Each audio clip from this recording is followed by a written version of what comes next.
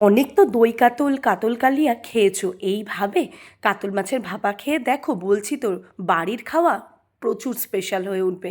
প্রথমে কাতল মাছগুলোকে ভালো করে ভেজে নিতে হবে, অবশ্যই ধুয়ে। আর তারপরে একটা বাটির মধ্যে দিয়ে দিতে হবে সর্ষে পোস্ত বাটা, দিয়ে দিতে হবে নারকোল কোড়া আর সামান্য পরিমাণ লবণ।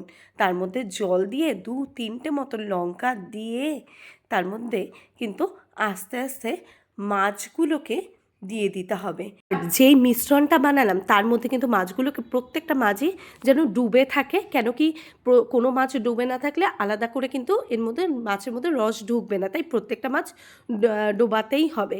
আর তারপরে হলুদ দিয়ে দিলাম আমি কালারের জন্য, আর এরপরে ওপর দিয়ে দিয়ে দিচ্ছি ফ্লেভারের জন্য সর্ষের তেল। সর্ষের তেলটা দিয়ে আবার ওখানে মানে হাত দিয়ে মিশিয়ে নিতে হবে। ওপর দিয়ে দিয়ে দিলাম অল্প পরিমাণ গুড়, আর দিয়ে ভালো করে মিশিয়ে নিলাম। তোমরা চাইলে গুড়টাকে স্কিপ করতেই পারো। এই দেখো তৈরি হয়ে গেলে, এবার এটাকে ভেপারে বসাবো। কড়াতে জল দিয়ে একটা মানে কিছু একটা ওপরে বসিয়ে দেবো যাতে পুরোপুরি একদম ডুবে না যায়। আর তারপরে এমন করে বসাতে হবে যেন একটুকু ভেপার না বেরোয়।